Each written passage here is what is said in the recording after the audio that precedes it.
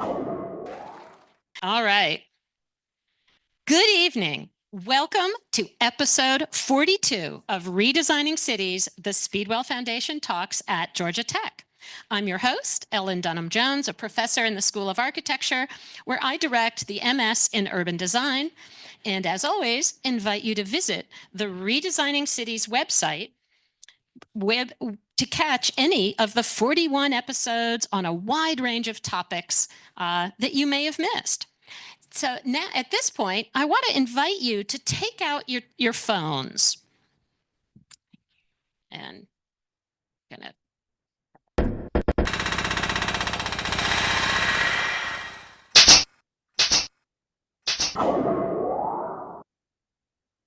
So you may want to do a screen capture of what's coming up next. Welcome to Redesigning Cities' version of March Madness.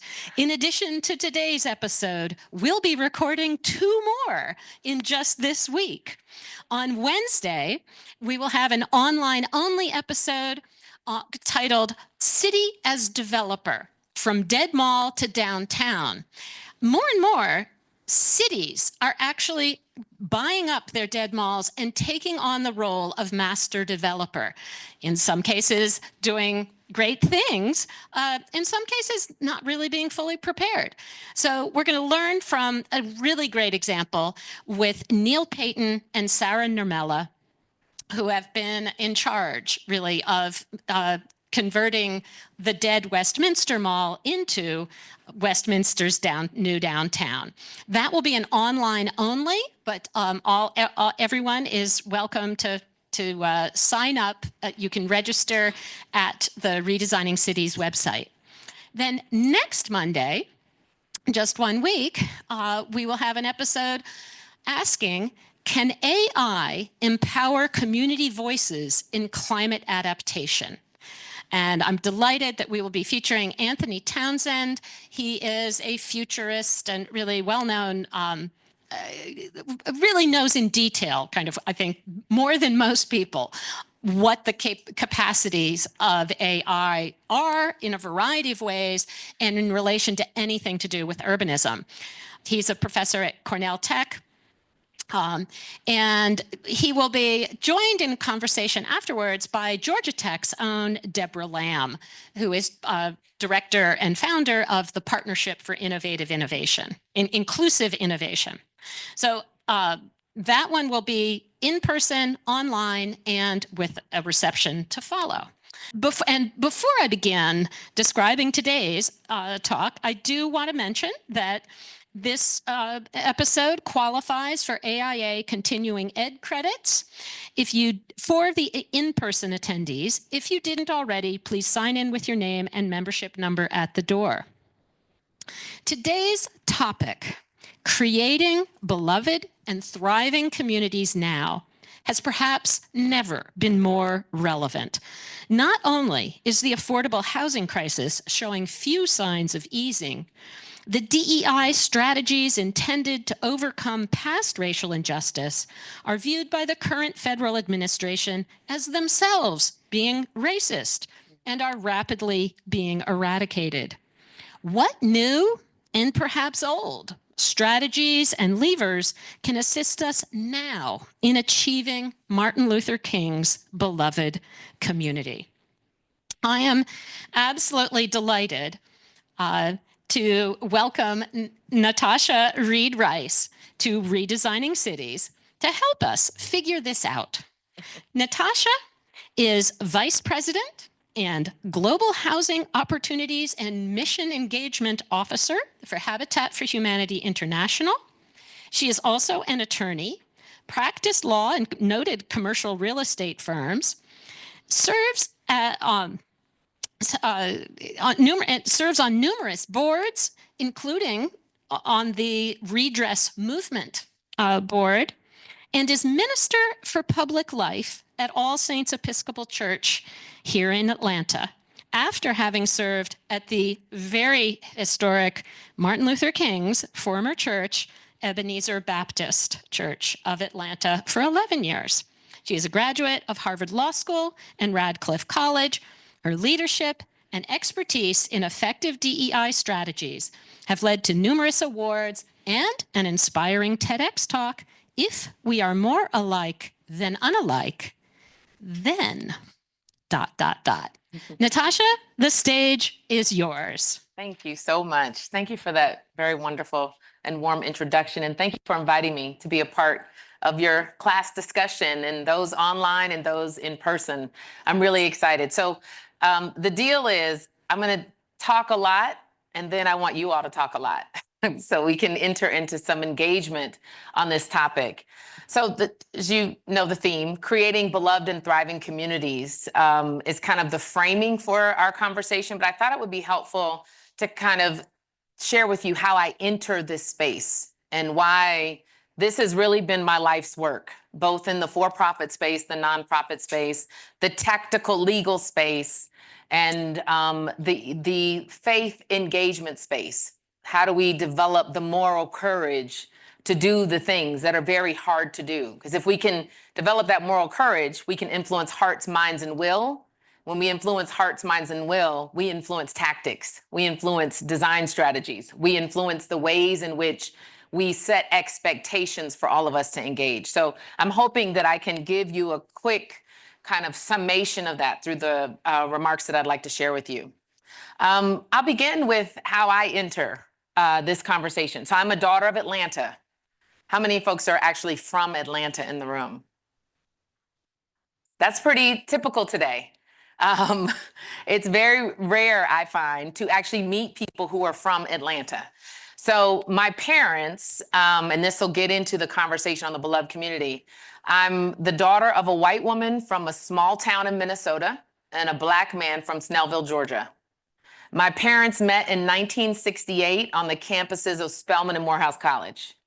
So my mother in 1968 was part of a very small contingency of white women who came to Spelman in an exchange program in the year that Dr. Martin Luther King was murdered.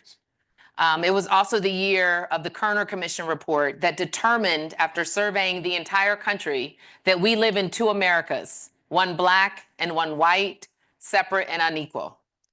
So my parents defied all of the Kerner Commission findings and found each other, and through love married actually only months after Georgia's miscegenation law was overturned. And once they married, my mother, while carrying me in utero, they went on a date night to the Rialto Theater before it was Georgia State, and were held at gunpoint by a white man who pointed the gun at her belly and berated them, and basically saying, "I disagree with your union and definitely disagree with the fact that that union is producing a child." So I often say I was held at gunpoint in utero because of racism. And that is how I enter the conversation on how we create community, and why I think this conversation on equity and the ways in which we influence policy are essential to how we create community. My parents then integrated Southwest Atlanta. Are you all familiar with Southwest Atlanta? I'm assuming in this class you are. We now know it to be a very segregated reality, just like Buckhead is very segregated in some places, just like Alpharetta is very segregated, right? But when we moved in, we were the first homeowners of color on our street off of Cascade. So I spent my childhood in Southwest Atlanta with neighbors who were white who hadn't left yet. A very different reality in Southwest Atlanta than what you see today. So I enter into the space of real estate, of space making, of housing from that perspective and vantage point. And I wanted to personalize it because I think the work that we do in this space is very much professional, but it's also very personal when we really boil it down. So what is a beloved community? King has said in many of his writings, you'll see variations of this, but I wanted to pull out two of his quotes on beloved community. He says, one is, our goal is to create a beloved community, and this will require a qualitative change in our souls, as well as a quantitative change in our lives. That's the personal and professional dancing together when we talk about community making. He also says, resistance and nonviolence are not in themselves good, There's another element that must be present in our struggle that then makes our resistance and nonviolence truly meaningful. And that element is reconciliation. Our ultimate end must be the creation of the beloved community. So this idea of a beloved community has a reconciliation component to it that I think a lot of folks shy away from, right? It's not just the building of homes. It's not just the building of apartments. It's not just the building of a Starbucks. It's not just the building of a school, but there's a reconciliation component. And that reconciliation requires truth. That reconciliation requires courage. That reconciliation requires proximity. That reconciliation is essential to whatever we mean when we say community building. So what are the practical elements of that? A community, as we know, is a place that we can curate, that we can actually create with physical boundaries, with blocks, lines, policies, etc. But it is also a place, if we really are thinking about the curation of true community, where people feel valued and respected and treated with dignity, so they have choice about educational options, they have access to health care, they have access to good and healthy food options, they have access to transit that gets them to where they need to go, whether it be their job, their schools, their healthcare. So there's walkability options, there's other transit-related options. And King would push it to say it's a place where conflict is resolved peacefully, reconciliation. That also ties into things like safety protocols, community policing, where justice and love are guiding principles. So that sounds ideal, but justice is what love looks like in action. So how we put that into action in concrete ways is also a part of that community making, where we treat everyone with humanity and fairness, leading to a world where ultimately the desired goals would be freedom from prejudice and poverty and injustice. So these are big, big concepts, but I do believe we have examples of how we put those concepts into practice. This beloved community concept and this vision of a world, I think really ties into and connects to the idea of a thriving community. So when we begin to think about steps towards a thriving community, we think about things like access to basic needs, some of which I've discussed, quality education, social capital, that's agency, the ability for your voice to be heard in this democratic society. It also is opportunities for wealth building. I'll talk a little bit about that when we talk about homeownership. It's opportunities for rewarding work and opportunities to create thriving places where people can come together and experience joy, resilience, that's green spaces, that's parks, that's places where relationships are built. It's places where I like to not only talk about the idea of proximity, but I like to talk about the idea of unintentional run-ins. When you have unintentional run-ins with folks at the library or the grocery store, it begins to break down the divisions because that becomes Mary's boy. That becomes John's brother. Right? So when we begin to see the coverage and things about crime on TV and who's created, we often other the criminal, right? We often don't see them as part of our community because we often are so divided. And you can think about how all this ties into how divisive we are today politically. How hard it is to have conversations with people across political divides, because they didn't necessarily grow up next door to us, so we don't know them. We don't relate to them. When you come to Atlanta, I don't know if you all have experienced this, but one of the big one-liners people will say when they first meet you, if you say you're from Atlanta, they'll ask you what high school you went to, right? It's a way to place you. It's a way to know, did you grow up on the good side of town or the bad side of town? Right? It's a way to make all of these determinations and assumptions, often based on what comes out of a segregated society and city. One of my favorite Atlanta stories is the story about what happened when Dr. Martin Luther King won his Nobel Peace Prize. You folks familiar with what happened? Oh, good. Okay. My greatest fear, I'll tell you all, coming today is I don't know everything you all have read or already discussed. So my fear was that I would just repeat something you've already heard. So good. Enough of you showed me that you don't necessarily know this story. So Dr. Martin Luther King won the Nobel Peace Prize, was the youngest recipient. And the tradition is that the city of the person who wins the Nobel Peace Prize will host a big dinner. So of course, you host a big dinner in Atlanta, segregated city, You don't have integrated public spaces or gatherings. So no one bought a ticket. And so what happened in 1964 is that social conservatives in Atlanta refused to support the integrated dinner.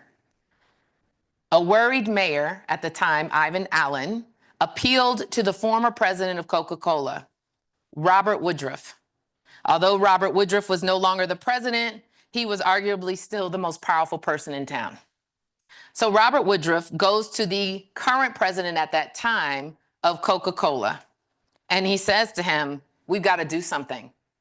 The president at that time, the CEO, was J. Paul Austin. And J. Paul Austin had just come back after living in South Africa. And he knew what apartheid could do to destroy a community, a country, and a city. So J. Paul Austin, who was originally from LaGrange, Georgia, so he was well steeped in the way things are supposed to be, right? But having lived in apartheid, now being the CEO of Coca-Cola, he knew what things needed to be. So it says that he came forth and says to the city of Atlanta, Coca-Cola doesn't need Atlanta. Atlanta needs Coke. And Coca-Cola cannot stay in a city that is going to have this kind of reaction and not honor its Nobel Peace Prize winner. And his ultimatum worked, and the event sold out that day. The reason I love that story, it doesn't mean that everything was reconciled, but it shows the power of what happens when corporate leaders stand up, even when they stand up against the whims and the mores of the day, and how that voice can lead to change. And right, that was a building block of the famous slogan you all have probably heard that evolved in the 1950s and 60s Atlanta. Atlanta is a city too busy to hate. We've heard that. This was one of those building blocks. And what it also did eventually is it led to the election of Jimmy Carter from Georgia. It led to the election of Andy Young, Maynard Jackson, right? All of this was part of the evolving alliance between white leaders, Black intellectuals, and faith leaders at the time. How can we figure out how to create this city in spite of, right? We know the story about Delta. Delta had another ultimatum. Delta could go at that time, before Delta settled in Atlanta, they had the choice of a Birmingham or an Atlanta, but Birmingham would not integrate. Atlanta did. Look at the two cities today. And you might be from Birmingham, it's a wonderful city. It's got some good restaurants, but we can see the difference in size, the difference in impact, right? So when you all now are in these wonderful positions where you're going to begin to be the visionaries of how we create community, when we look at these examples, it's very important. So here's a call to action that I think King puts forth for us. There's a great story, and don't worry, I'm not going to be churchy in here, even though I've got that faith piece, but there's a really informative story on neighboring in the New Testament about the Good Samaritan. Some of you probably have heard it, right? So a man falls in a pit, he can't get out, and then like a priest walks by and doesn't help him out. I feel like I'm telling the joke. What happens when a priest and a lawyer enter into a bar? It's that kind of thing. Priest walks by, doesn't help him out. Another person walks by, doesn't help him out. And finally, a Samaritan man walks by and eventually sets aside his things and helps the man out, right? So it's a whole story about how do you neighbor across difference? How do you really put your sense of love and faith into action? What does it actually look like when it's authentic? I mean, a lot of things you can pull out of it. So King calls up that story. And he says, on the one hand, we're called to play the Good Samaritan on life's roadside, right? The one person helping the one person conversation. But that will only be an initial act. One day we must come to see that the whole Jericho road, which is the road that the man who fell injured and immobile was on, the Jericho road. He says, but one day we must see that the whole Jericho road must be transformed so that men and women will not be constantly beaten and robbed, and as they make their journey on life's highway. He goes on to say that true compassion is more than flinging a coin to a beggar, the individual act. It is not haphazard and superficial, but it comes to see that an edifice that produces beggars needs restructuring. It's the conversation of how we shift the systemic realities that our communities are part of, right? That's where we get into policy making. So we don't just build one house. We've got to do more than build one house, one building. We've got to think about what that building and that house are a part of when we talk about ecosystem. So in order to create a beloved and thriving community, my biggest point today, and you'll hear me talk about it in various ways, is that we must prioritize and see and hear the people who are in community. Not the profit margin. That should not alone lead, right? Not who has the best design to win a Georgia Tech competition. Not who has, right? It's the people who actually will populate the spaces that we create, we frame, we envision, right? All of those pieces. So what is it? What do these people need? What are these people asking for, thinking, right? I often say in the nonprofit space, it is not our job to go into a community and be the quarterback. We can come in with ideas, but it's more important that the people who are in these communities, right, provide their assets to the conversation and input. So in this nation, we're up against a legacy of problems, a legacy of segregation, a legacy of divided community that was created intentionally by law. That's what we're coming up against when we start talking about community. And we see how the national legacy of a divided community filters down into the local legacies of divided communities. So I was assured that you all have read Richard Rothstein's The Color of Law. Okay, I'm going to touch on a few of these things. Richard and I stay in constant conversation. And I suggested to Ellen, if you haven't already, to also look at the part 2, which is just actions, which you may have already done. Okay, perfect. So Richard artfully and plainly describes in his book, The Color of Law, the segregated housing sector that has contributed greatly to the wealth gap, the home ownership gap between white and black families in this country, and how it was intentionally created. And he goes on to say, as in violation of our Constitution, right?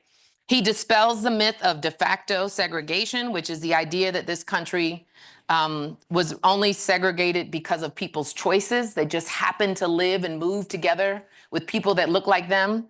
And he goes on to paint the case for how it is actually de jure, right? And his examples that he uses, the building of Levittown suburbs, the ways in which the Federal Housing Administration and the Veteran Affairs coupled together in their scheme to keep this country divided and segregated. He describes the impacts of that. And I thought I would just hold up some of those impacts because I think it.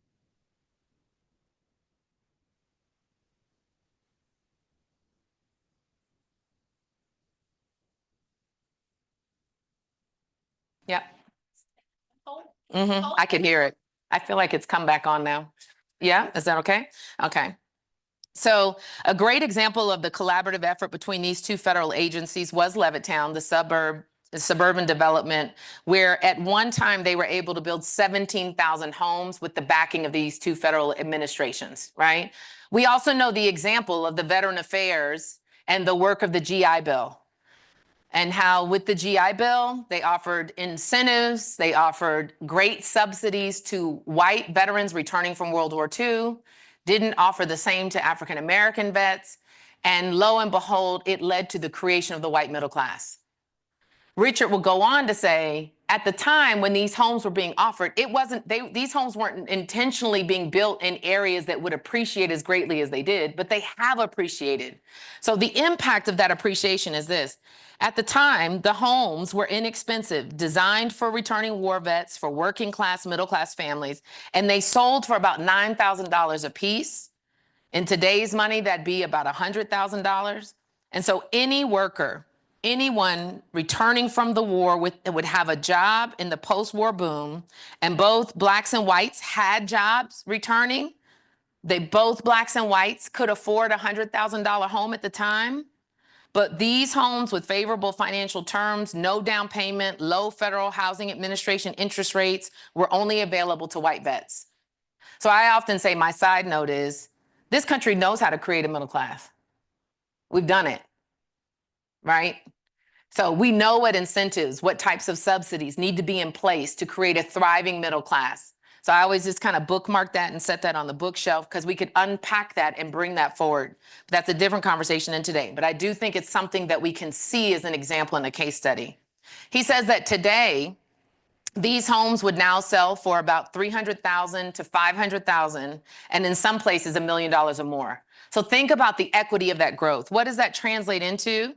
That the white families who bought those homes gained over the next couple of generations wealth from the equity appreciation of their homes and the inexpensive homes that they bought.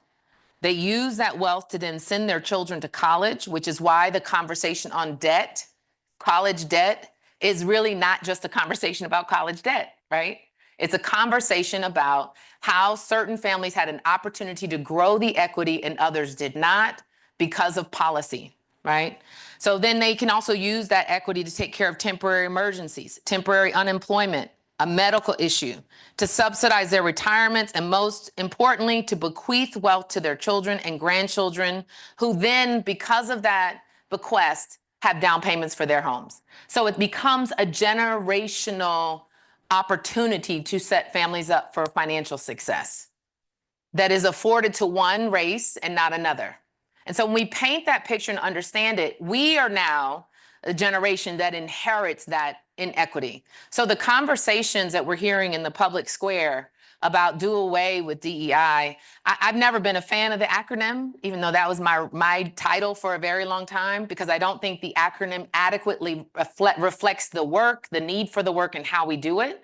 So I don't mind having to dig in now and really talk about what that means. One of the things that it means is this conversation right here, and how we build and set our families and our communities up for success.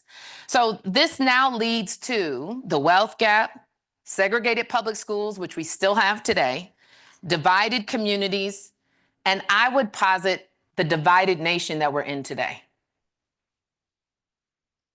Think about that. I'm very thankful. The reason I live as far as I live is because I love my neighborhood, because I have one of the most diverse neighborhoods I've seen in Atlanta. And by diverse, it's this. I grew up in Atlanta and Miami, so I know what diverse neighborhoods look like. But I'm saying for Atlanta terms, 40 is about 40% white, 40% Black, 20% South Asian. That's pretty diverse for an Atlanta neighborhood.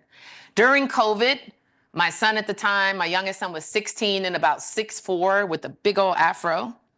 And we lived, our neighbor, Kevin, older white guy in his 70s, recently retired, balding, right? So you can't imagine two optically different looking people. During COVID, my son was in school at home. So he would go out on breaks and start shooting the basket in the basketball hoop in our driveway. And Kevin would come out of his home because he heard the bouncing basketball, and they would end up playing horse from the two driveways. And I would look out of my window and see that regularly and say to myself, that's what neighboring looks like. That's what community looks like, right? And so they weren't kept apart because of race, because of age, right? You could paint the picture and all the different social status and capital. They became the best of friends, and they still talk today, right? So I mean, it's like, to me, that's the beauty of what it can be when you create a beloved and thriving community. So what's the Atlanta challenge? I've talked to the national picture. What about Atlanta? Some of you probably know some of these things, but I'm just going to throw it out there. So bear with me, because I'm going to paint the problem, and it's grim. So I'm not going to leave us here, but I think it's important that we understand what we're working with, right? So in Atlanta, we have several challenges, and a lot of it spurs from what I just described out of The Color of Law, which you all are familiar with. Atlanta ranks 50 out of the top 50 metro areas when it comes to upward economic mobility. And that's the measure of, if you're born in a zip code on a certain side of the city, are you likely to stay in that zip code? Often linked to zip codes where poverty exists, where lack of access exists, where you're under-resourced. And in Atlanta, we have the highest likelihood of that happening than any other city in the top metro area around the country. Raj Chetty's research group, Opportunity Insights, published this updated economic mobility ranking and found that Atlanta was at the bottom. That's the economic mobility marker. The affordable housing crisis marker. Atlanta has is one of the most severely out of reach when it comes to affordable housing opportunities and options. Metro Atlanta is estimated to be short 132,000 affordable housing units. Rents and home prices are growing faster than incomes, making housing increasingly unaffordable. Nearly half of all Georgia residents spend more than 30%, which is the affordable housing index percentage, of their monthly income on rent.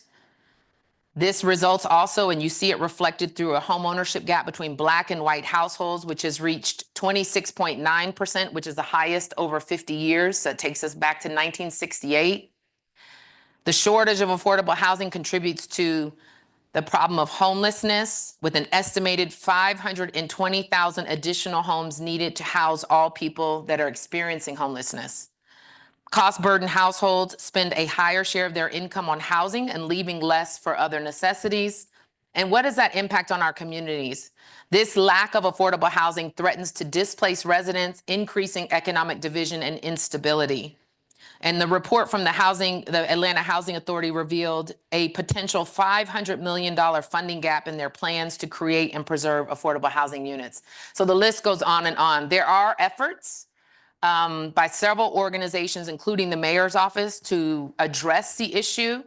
House Atlanta is a coalition of organizations working to advance affordable housing in Atlanta. Community Foundation is working, the Georgia Department of Community Affairs, but we haven't solved it yet. We're going to need your minds, your expertise, for those of you who plan to stay in Atlanta. And then you dwindle that down. The affordable housing crisis is not. It encompasses the home ownership gap issue. And that home ownership gap issue, just to share a few things, leads into the wealth gap. And then we're going to get into bigger conversation. But I just want to make sure we level set for Atlanta. In Atlanta, the home ownership gap between Black and white households is more than 26%, which is the highest that it's been in 50 years, again, since the passage of the the Fair Housing Act. I'm using Black and white households a lot, and I just want to make sure we understand why. The Black household number reflects the most marginalized population with respect to housing and the way in which they collect the data. It doesn't mean that other demographics aren't having challenges. We're going from the highest and the lowest to set the stage, and then it gets into a conversation on the curb cut effect when we start talking about solutioning. Are you familiar with the curb cut analysis? The curb cut analysis is the analysis that if for people who are differently abled, are in a wheelchair and can't get on a sidewalk. So the argument was we need to begin funding curb cuts all over so that people have access to safe travel on sidewalks. Well, when you put a curb cut in, who else benefits? People with strollers, businesses that have to have dollies to load and unload, college students moving in and out of their dorms, right? It becomes a curb cut because you solve for the most marginalized population. You then find solutions for all the others who could benefit from that. So when you look at housing solutions, we often start at the bottom, work our way up, because the solution we solve for becomes a solution that actually helps everyone, and it lifts, the rising tide lifts all boats. That's the quick and dirty about why we talk about that. The racial, the home ownership gap is tied into the racial wealth gap, and in Atlanta, it's staggering. For every $1 of wealth that the average Black family in Atlanta holds, the average white family holds $46. 45% of Black Atlantans have delinquent debt compared to 21% of white Atlantans. And 37% of Black Atlantans have $2,000 in emergency savings versus 89% of white Americans. White Atlantans. You see that conversation isn't always directly linked to the equity that I described coming out of the GI Bill and its subsidies that were offered during the GI Bill and the work with the suburban development. But there are a lot of studies that show the linkages. So I wanted to kind of call out how that comes into the space today. And what does wealth determine? Many factors in our lives. It determines what we call community and what we don't. It determines what schools our children attend. It determines our access to healthcare and healthy food, whether we can afford a car, whether we can afford home repairs, whether we can pour in more value to the homes we own. According to the Bush Foundation, closing wealth gaps can make a difference in addressing virtually all other social and economic disparities. The Bridgespan Group recently conducted a study that identified 5 critical drivers of the racial wealth gap, and some of which we've hit on: family inheritance, so the bequests, income and benefit sufficiency, home ownership, entrepreneurship, and then how much debt, how many fines, and how many fees. These drivers continue to grow. and create a wider divide, which is why the work of intentionally curating community is probably at its highest need today.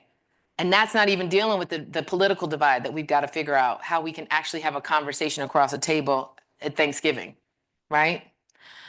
This trickles into challenges in health, education, criminal justice. It trickles into the partisan divide, the political divide, the education gap, the generational division, health disparities, and ultimately our ability to have communities that thrive. That's a lot to carry. So as we now think about together how we design and curate communities, all these factors are in play. So I thought I would now start jumping into how do we solution for this? What do we begin to think about when we think about how we curate? So here's a case study, the comparison of Atlanta and Charlotte. Let's go back to the conversation on the economic mobility. So Raj Chetty's research group, Opportunities Insight, has a research study called Changing Opportunity and a much longer subtitle, which I'm going to leave there, but we'll just call it Changing Opportunity. And in it, they find that the initial economic mobility study that came out in 2014 showed that Atlanta was ranked 49th and Charlotte was ranked 50th. For Charlotte, it was a wake-up call. The city's business, think on these players, the business, philanthropic, nonprofit, and government leaders all galvanized around a common vision and mission to improve economic mobility in the region. So we know that creating community, designing cities that are beloved, that are thriving, will require cross-divisional, intersectional alliances between folks in order to help solve. That's why solving for the housing segregation issue is still very difficult. It is actually where the historic civil rights movement stopped. The Chicago campaign that King led, which was focused on housing, failed.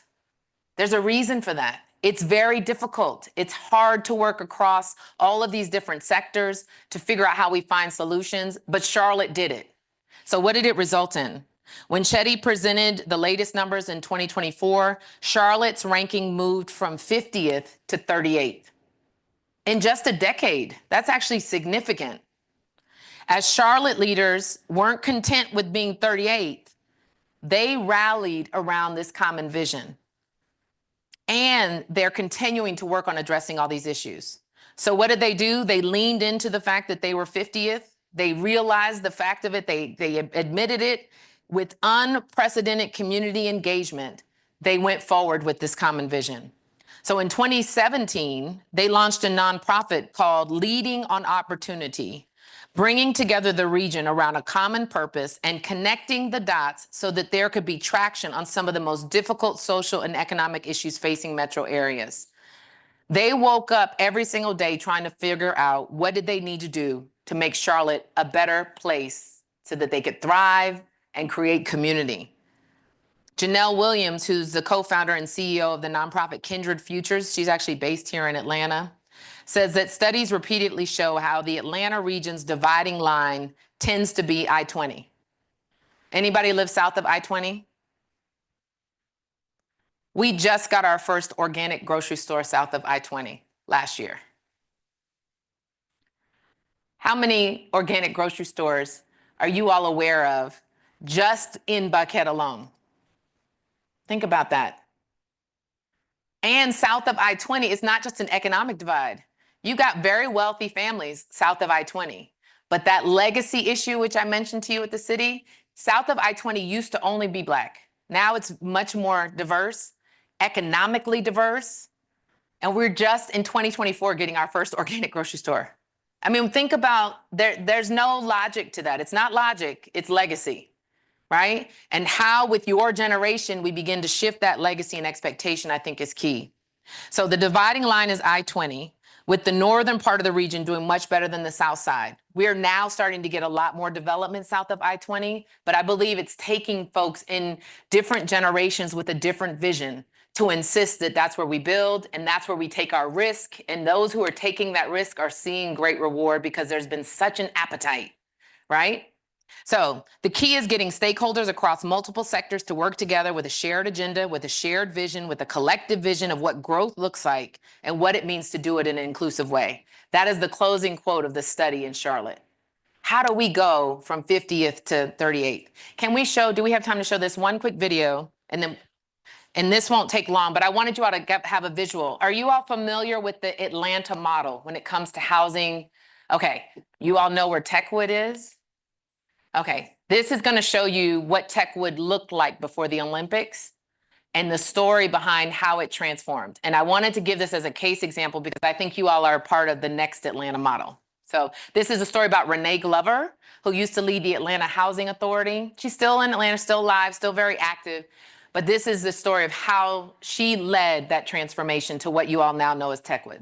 Okay. Yeah, and I mean, Techwood, and if any of you don't know, 2 blocks that way. South side of Georgia Tech's boundary. It's a sad case. Poor woman doesn't know. So full of pep and verve. With the sardonic wit for which he was known, conservative opinion writer Jim Wooten wrote on the editorial pages of the Atlanta Journal that Renee Glover imagined communities where middle-class and low-income families live side by side, intermingled, in like apartments with like amenities. In the end, Wooten championed Glover's work. There really is hope that America can move beyond public housing ghettos and return them to their intended status as transition housing. It is enormously expensive, but if it changes lives by ridding the country of places where people of despair were rarely exposed to anything but predators and exploiters, it is indeed a sound investment.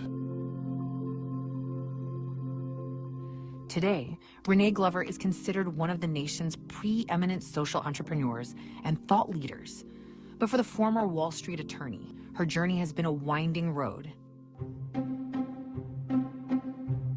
In 1991, after establishing herself as a distinguished corporate lawyer and becoming the first Black partner at Trotter Smith and Jacobs, Renee Lewis Glover was appointed by Atlanta Mayor Maynard Jackson to a 5-year term on the board of the struggling Atlanta Housing Authority. Later, with the 1996 Olympics less than 2 years away, she took over as chair. At the time, AHA was one of the worst managed agencies in the country. Plagued with a reputation of corruption, cronyism, and ineptitude, the agency was in financial disarray and on the verge of a federal takeover. By 1994, when a national search for a new executive director had stalled, HUD, the U.S. Department of Housing and Urban Development, asked Glover to consider taking on the role. Atlanta was struggling. The city had a higher percentage of residents living in public housing than any major city in the United States. More than 50,000 people lived in 14,000 housing units spread across 40 housing projects. A full 1/3 of the housing units were uninhabitable. Rampant joblessness and some of the highest crime rates in the nation had made the housing projects simply warehouses of despair. When Renee came to me and asked me what I thought about her changing from chair of the Housing Authority to executive director, I said, Renee, I think that would be an awful mistake. One of the greatest things that happened in Atlanta history was Renee Glover did not take my advice. Glover did take the job with no experience in the public sector, let alone at a public housing agency. She immediately set out to restore accountability, responsibility, and integrity to the organization. Her approach was as bold as it was straightforward. Apply proven, private sector principles, rely on innovation and creative problem solving, and remain singularly focused on the end goal, the needs of Atlanta's low-income families. Renee assembled a team including real estate developer, the Integral Group, and its leader Egbert Perry, to rethink affordable housing completely. We really wanted to create a great community for every single human being who would reside there at that time and into the future.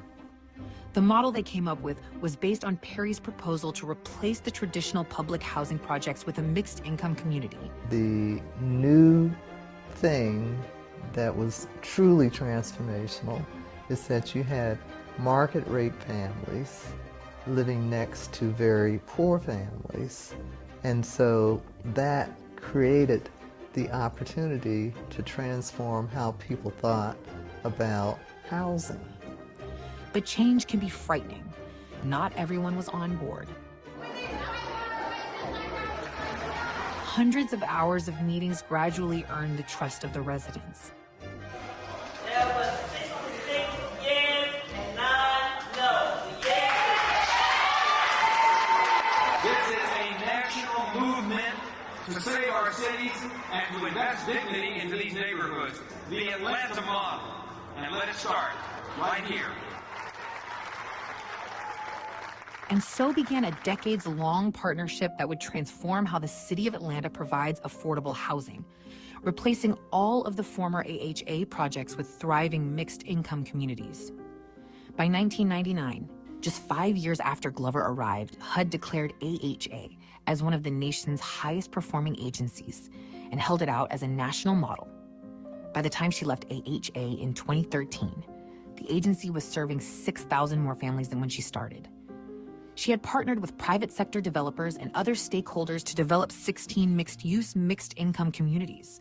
And as a Georgia State University study later found, during her tenure, AHA added $1.67 billion to the city's gross domestic product and added 1,320 jobs each year for more than 12 years. Totally different, huh? Renee Glover took AHA from worst to first in the nation, leading other housing agencies across the country to adopt the Atlanta model. It's a legacy that began as a dream of a better way of providing affordable housing, set in motion so long ago. Renee has taken that kind of a vision, that kind of a dream, and has implemented that in the Atlanta Housing Authority. So now our housing authority is the model for the nation. And we're very proud of it and her.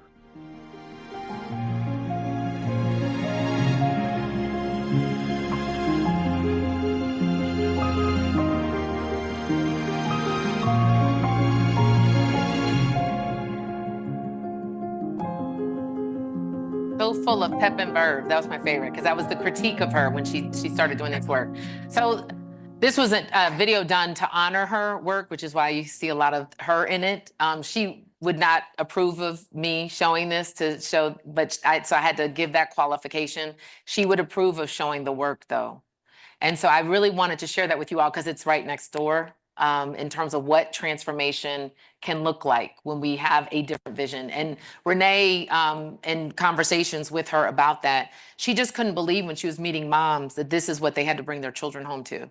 That this is what, right? It's the people-centered approach to how we create community. So when we begin to vision now how we design beloved and thriving communities, I hope that I've given you somewhat of a picture. There's a lot that we've got to tackle, but there's a lot that Renee had to tackle. There's a lot that Charlotte had to tackle. And I could provide multiple case studies of what we look to and move on. And I'll end with this one lever, because we talked about lever. We know that there are a lot of challenges to creating or meeting this affordable housing crisis. We've got financial and economic challenges. We've got resource challenges.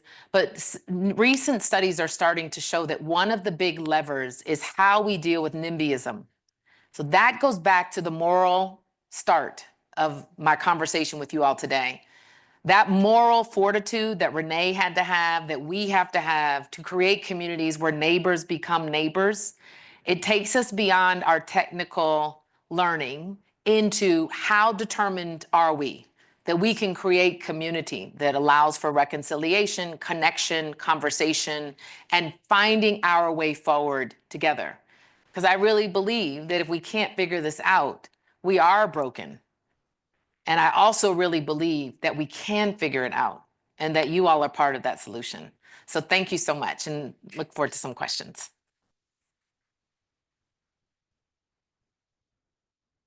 Thank you so much. Thank you so much. That was really, really amazing, Natosha. There's so many things I'd love to just ask you to elaborate on. And I mean, one thing, because I think not only the students, but a lot of the people online, I think also read The Color of Law and found it pretty powerful. I don't know how many have read Just Action as well. I hope plenty more are. But tell us what is the redress movement, which has emerged in large part out of Rothstein's book. Yeah, so the redress movement is a wonderful nonprofit. If you don't know about it, I would encourage you to take a look at the website. I'm not biased. I'm on the board, right? So all of that. But it really spawned. It came out of. We started working on creating the organization before Just Action came out, because when The Color of Law came out, many people were shocked. They just had no idea that this is the truth of our country and how it. And so then they were like, well, what do we do?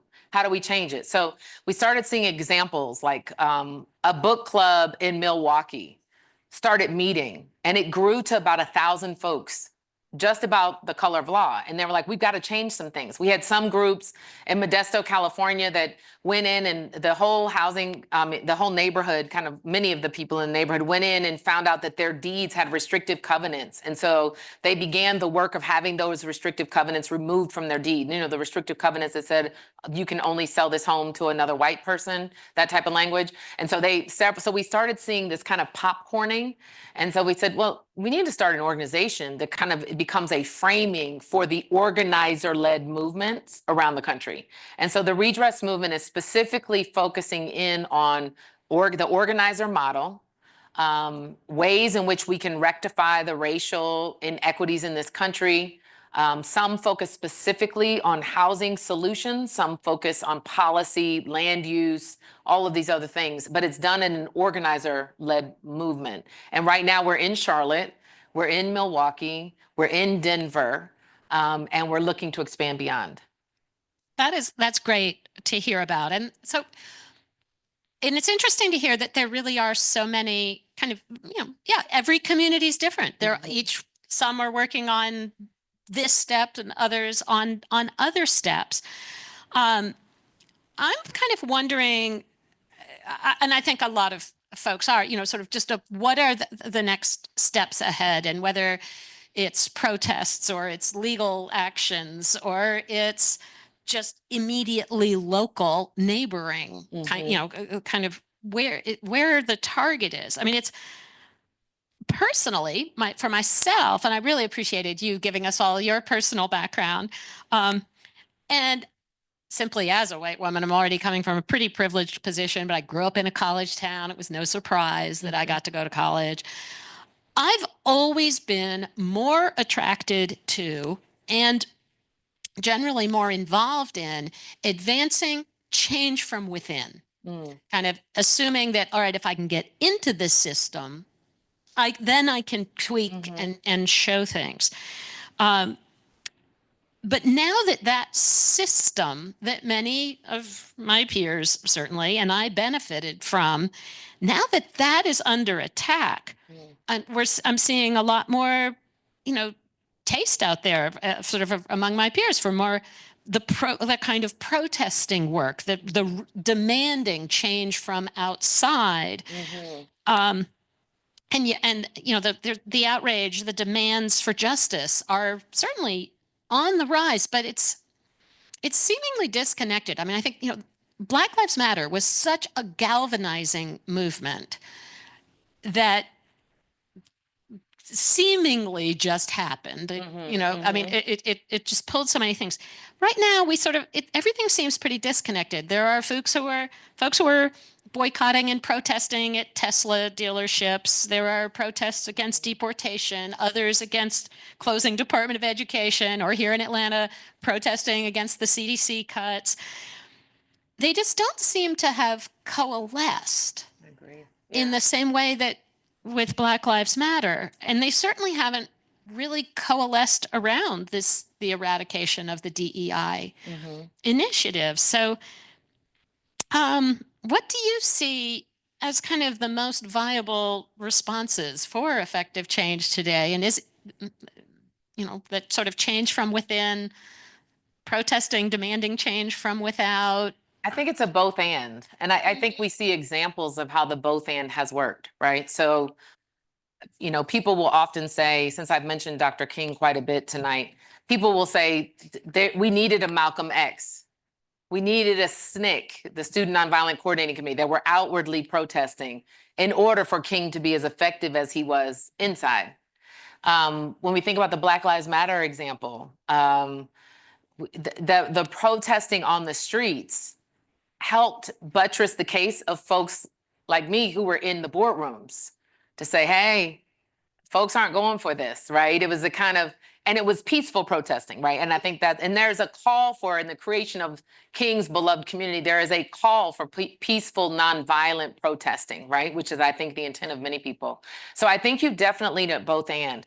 I do think, just to highlight your point, I think people are having a hard time figuring out how best to respond now.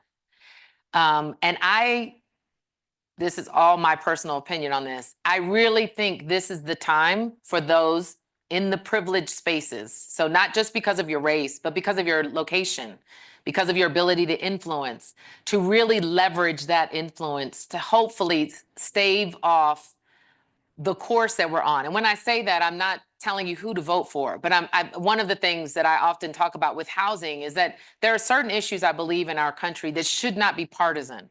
Housing should not be a partisan issue. Education should not be a partisan issue. These are things that I think are instrumental to humanity, to how we become thriving human beings, how we become a thriving nation, like figuring out how we can coalesce around the departisanizing of issues that have become too volatile unnecessarily. Like that's a big, so I think people in privileged places have the ability to create the narratives that then frame the discussion. And I think a lot more needs to be done in that realm. I think there are people who are being silent in this moment who should not be silent. So I love that you even asked that question, because I mean, in these places, these are privileged spaces, right? I'm a graduate of Harvard, very privileged space. I'm constantly, through my alumni work, saying, no, we need to leverage the privilege of this space to say the things that other people do not have the power to say, because they don't have the backing to say it, because it's also very dangerous for a lot of people. So that's what folks are thinking, what am I? But I do think as students, there is a way to exert voice, but it does require strategy. And it does require coverage for students. We saw what happened when students tried to protest, right, in October of last year. How can we do that in a way where we protect the ability of students to still have that voice without the punishment? And that's the part that gets frightening. Exactly. And I'm not assuming that every student here would protest or even is feeling the same way. But there are other ways to protest too. Exactly. I think the part is unpacking that, right? So we're seeing the boycott right now. I'm not sure if you all are aware of the boycott of Target. And that one has been led by a church here in Atlanta, Black church, that's called for the protest of Target because of their turning away from their DEI. And Target is, I mean, there are different accounts. The ones I've seen have all been around $12 billion in like a very short span. So I'm not advocating that you protest Target. Y'all can figure that out on your own. But I am saying there are different ways, right, that people are finding to exert influence and voice. Yeah. It's collective. It is community. Again, absolutely. But I mean, I think also one of the things, so this audience are architects, planners, urban designers, and zoning is in our wheelhouse. And, color of law, I think, gave example. I didn't have them read the whole book, but just it's gave very dense, right? But it's good. Example after example of how zoning was persistently established as a system of widening that income gap and widening the disparities. So can zoning be rewritten to shrink that income gap? And absolutely. Give us some examples. I feel like you just set me up on that one. That's great. Because I was going to talk about it and I didn't want to take more time on my talking. I wanted to hear some of these questions. So what we found, so in the 1950s to the 1970s, we saw that housing was scaled. right? That's where we saw the Levittown, 17,000 homes. We saw all of these huge housing developments happen. So people have looked at the different one. There are not as many large land masses in urban areas where you can build that. So that's one reason why it's not scaled. There's economic factors. There's labor costs. There's all these other factors. But the one thing I was trying to lift at the end is they're finding that the NIMBYism, the not in my backyard, has risen as one of the biggest contributors to the lack of scaled housing, affordable housing options. They're linking that very closely to zoning and showing that land use regulations, the increased proliferation of land use regulations has also contributed to the staving off of scalable models of home development. If you can get to people and counter the NIMBYism, keep people, the whole keeping people out, which they have utilized, NIMBYism translates oftentimes into zoning regulations, and realize the win-win for communities, the win-win. And some of that grows out of this whole conversation about breaking down barriers of difference, my son and the neighbor playing basketball, right? Those kinds of conversations. So now all of a sudden, Kevin doesn't think of Black males as only dangerous. He thinks of him as Caleb, my son, who shoots basketball with him, right? So how do we create more of that and replicate that around the country so that we begin to humanize people who are different than us? Then maybe we can also shift the way in which we approach this conversation on NIMBYism, which then shifts how we approach zoning. So in my professional space, we're doing a lot of courageous community conversations around the country, a lot of bridge building learning, and how we create learning across bridges that have typically, across divides through bridging. And that's becoming a really strong practice in the professional spaces. And how we take advantage of that, because the next step of bridge building is creating policies, land use policies, that then allow communities to come together. I'm glad you brought up your professional work, because that is, I think everyone here would love to hear a little bit more about Habitat for Humanity.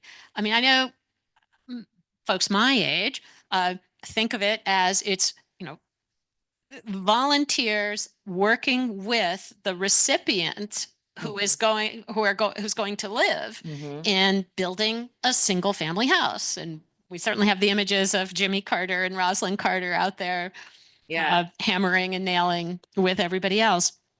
But my understanding is you've really also now are moving into more multifamily.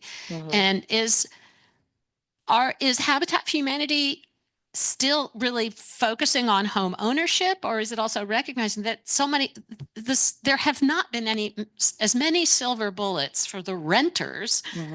Not that there really are silver bullets for the homeowners, but there's sort of even less solutions. So.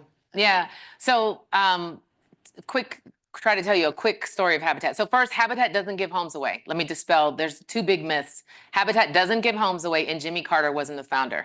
That's how I start almost every conversation about Habitat. Jimmy Carter was one of our chief and most beloved ambassadors and contributors to the Habitat that we know today. So all of that is very important. But remember that moral piece, that moral fortitude piece, I think is really important.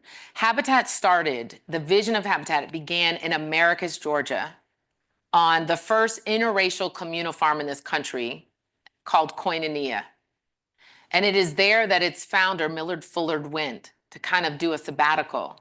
And there he saw Black and white farmers being brought together intentionally, paid together, they ate together, they lived together. So it was this small little demonstration plot on what community could be in Americus, Georgia in the 50s and 60s. And Dr. King, Andy Young, they will all say, it was so controversial there that there was no way we were going to Americus. And I always think about that. I'm like, they went to Selma, and you all have seen images of what happened in Selma, but they wouldn't go to Americus. Habitat comes from that.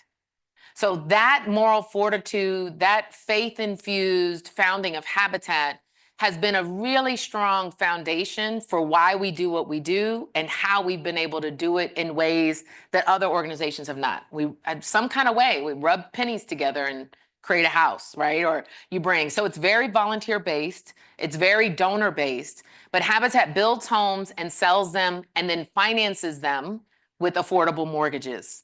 that are determined for a population between the 30 to 80% of area median income, right? So it's a big slice of folks right now. Those in the 80% of area median income in Atlanta cannot afford a new home in the city. There's evidence that shows no county in the metro Atlanta area, right? It becomes very out of reach for folks.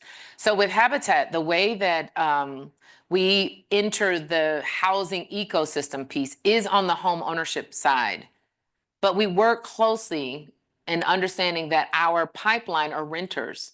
So you'll see with the Atlanta Habitat, they do have a 1-year rental term that's renting to own.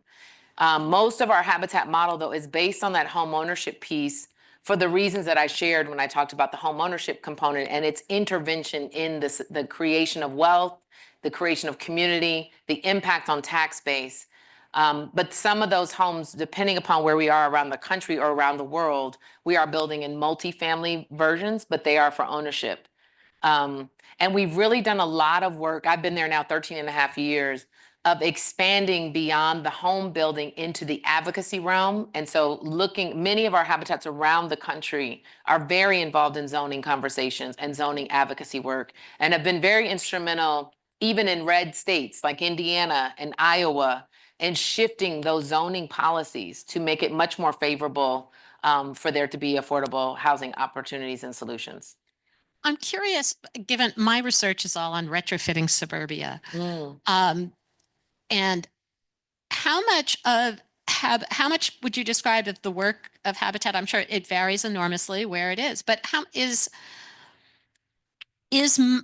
much of it sort of in the aging suburbs, which are in many respects, I mean, there's so many, I think there's a very sad narrative, but that is really out there of now that the suburbs that generated the white wealth, now that they're getting older and the roads need repairing, the schools need repairing, all the maintenance, all the homes are getting older. Now they're sort of finally accessible to the generation later of those who were not allowed into that game. And so the taxes are going up, even though prices are down, but the taxes are up.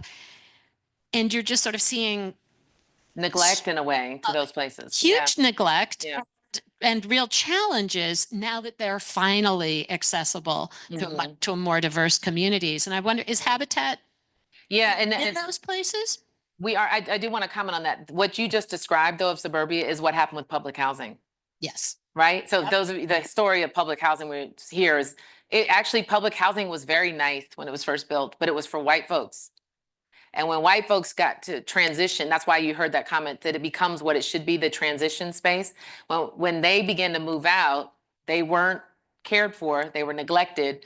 And then that's when it began coming, not just to Blacks, in different places. It was Jews and people from the Jewish community, people from marginalized populations, outside of those who were able to live in and move on. So when you get to suburbia and habitat realm, we do have a lot of infill. We saw a lot of, the word you'd use would be retrofitting, we would call it rehabbing work done after the 2008 crisis, because there were so many foreclosures. Many of the banks and their REO properties came to Habitat and a few other affordable housing providers through the neighborhood stabilization program coming out of the federal government. And so we received $138 million to go around the country, and I think I don't remember, 7 to 10 cities where we were very actively engaged in rehabbing older suburban housing stock as well as some newer for affordable options for families. Awesome. All right.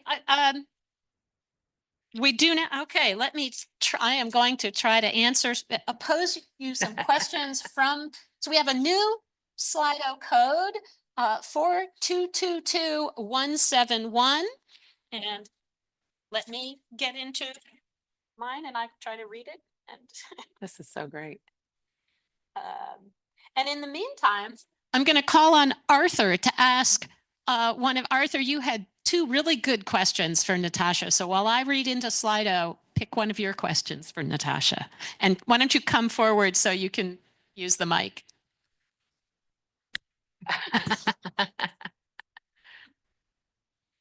He's got to pull it out.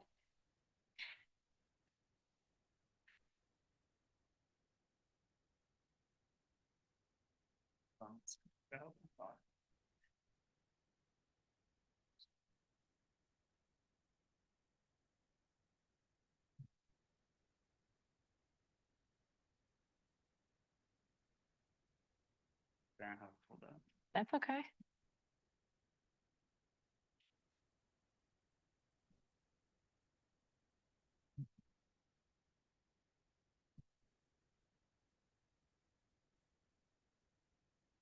I've got them written right here, Arthur. Oh, you do? He's like, huh? Why don't you go to number 2? Okay, sure. I love it. This is great. So this is about the beloved community document that we read earlier. And it's just asking you if you still think that the best way to build a beloved community is to turn enemies into friends when enemies are so belligerent and combatant like they seem to be nowadays, and so unwilling to become friendly. When is it time to have a combative attitude against them, if ever? So first, there's 2 pieces there, right? So when, do you still believe it to turn enemies into friends? Mhm. Or also the second one seemed like should we have a combative attitude toward them? Yeah. Or is they already, because Because they already do. starting at a If- point of. If it's Okay. kind of proven that they are perhaps not ever willing to become To change. friendly. Because and some then- folks are very entrenched today, and even more so, right? Yes. Yeah, so that's a great question. Since it was already revealed to you all that I'm a minister, I have to say, as a minister, I believe everyone can be your friend at some point, that everyone, including ourselves, we're redeemable in terms of conversations about love and community and peace. As a practitioner, I will say that sometimes you have to really focus on the strengths that lead to strategic success. So what does that translate into? Sometimes you got to try, and if you try and try again and it doesn't work, you got to move forward and find the folks who are willing to do the hard work with you to get these communities curated. And I'll say, there's a historical precedence for this, right? So we all know about the civil rights movement, Atlanta's great legacy in that. In the very beginning, it was a very small group of folk. Even King, C.T. Vivian, Andy Young, it was a handful of folks. They weren't even supported by the church, right? And we know them as like faith leaders. So they just decided to go forward with it. And, it's amazing what happens when you have success. All of a sudden you have all these friends that you didn't think you had, right? And so it's kind of like, as you see, so even the story of Renee, even Maynard Jackson was like, are you crazy? Don't do that. No one wanted that job. Like, she's a successful private sector attorney. No one wanted the job she took. And when she got in it, she was not popular. Those community meetings, those people had been so deserted and neglected over and over again, promises made, never fulfilled, right? Imagine that can be very lonely work. And yet she persisted with her verve and her, what was the other thing they said? Pep. Yeah, her pep and her verve. Because sometimes you do have to keep moving forward because you can, and as a visionary, for those of you in here who are visionaries, and I really think of folks who do design and architecture, you all are visionaries. That's what drew me to real estate, because the ability to take a blank slate, a slab of dirt, and envision a building on it. To me, there's something divine in that, because you're creating what has not yet been seen. That's how we describe what faith is in the faith world. It's a pretty amazing opportunity that you all have in the work that you're doing. And sometimes everyone's not going to see your vision. Like Sam showed me some of his beautiful artwork on the way over. I couldn't imagine some of that amazing artwork, but when I see it now, I'm like, ooh, I'm on that bandwagon. But sometimes that's what has to happen. And your enemies may or may not come, but you're not doing it for them anyway. I do think the conversation, the work of reconciliation can be essential to community making. But I do think there are some times where you have to cut that loss in an effort to build the community with the folks who are willing to build it. Madeline asked, actually, on that topic of reconciliation, do you have any, give us a more specific example of reconciliation that's worked? So the Charlotte one is a pretty specific one because we don't know how many different political sides that have come together. Hold on, Madeline, I got you. I think if you see a really cool one, there's some cool examples in Just Action. I know I've mentioned it, but there's this really cool project in Chicago called the MAP Project. And Tanisha Lewis is an artist in Chicago. She took the map of the city, which was very much built in a grid. And just like Peachtree here is a dividing line, you know, Peachtree is where Atlanta divides between black and white Atlanta. That's why you have Moreland on one side and Briarcliff on the other. Same street. So Chicago's similar. And because it's built as a grid, you have the same house plan on this side that you have on this side. So when you fold the map in half, you have two houses that match up. And so what she did was she created map twins. And so those homes now, those households now come together. And they come together, they have dinner together, they have conversations together, and it's oftentimes a white or non-black family and a black family that come together. And that is a very intentional effort to reconcile and to connect and to find ways that we can actually sit down at the same table and have a delicious meal. So that's a very practical example of how that's been done and being done. It's ongoing right now. There are quite a number of questions related to gentrification. Mhm. And Ruben has a question. I'll just read it. Do you see modern gentrification as an inverse form of blockbusting? Convince African Americans that their home value is worth a lot due to upcoming gentrification project, but still buy it lower than what the resident really knows what the market value might be. Then wait for gentrification to come through and resell it to a higher income family.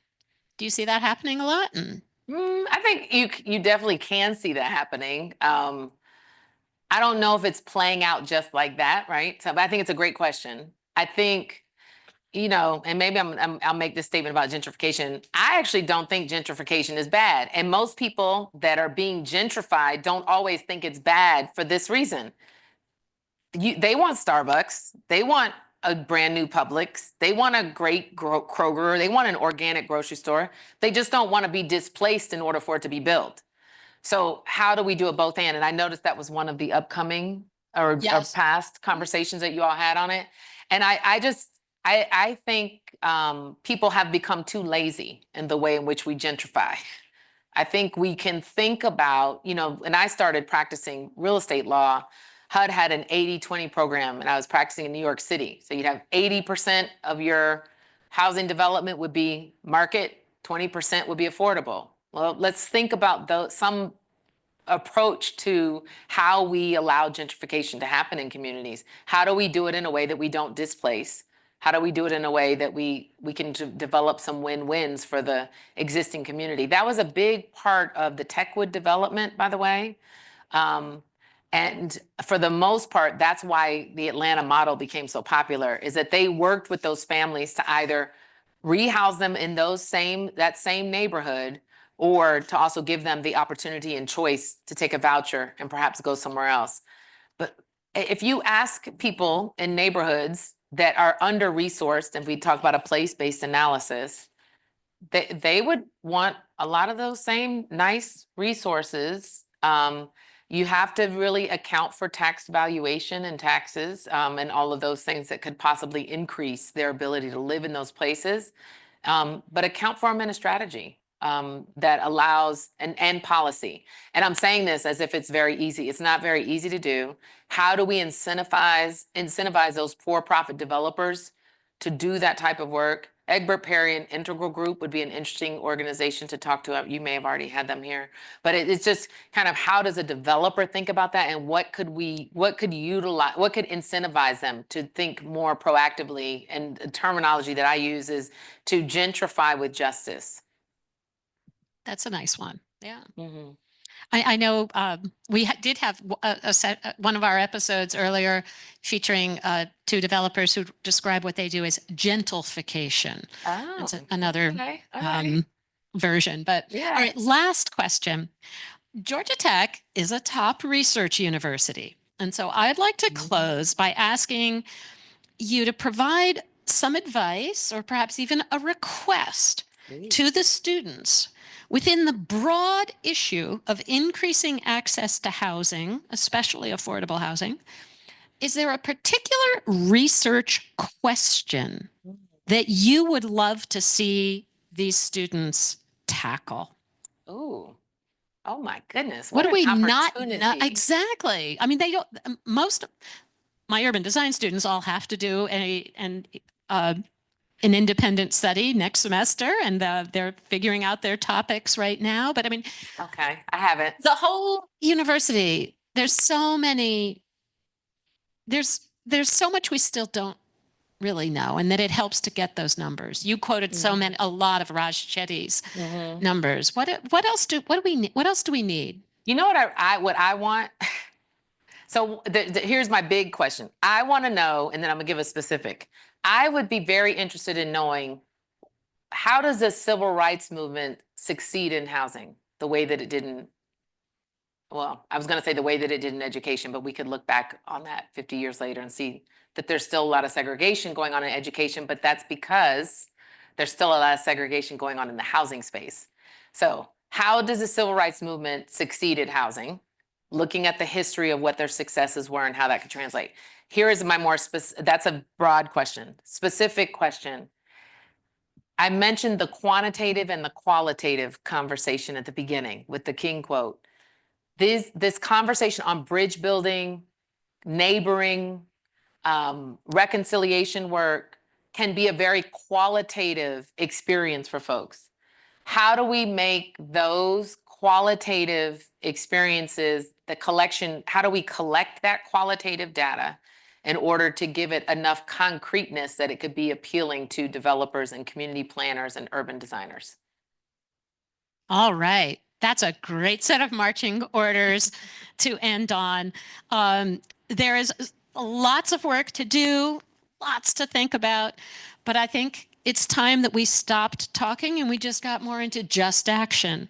So I'm going to thank you, Natosha, and thanks to all of our attendees. You've been listening to episode 42 of Redesigning Cities, the Speedwell Foundation Talks at Georgia Tech. A video and podcast of this event will be posted to the Redesigning Cities website. Awesome. Thank you so much. Thank you. Thank you for the invitation. Thank y'all for this conversation. This was great.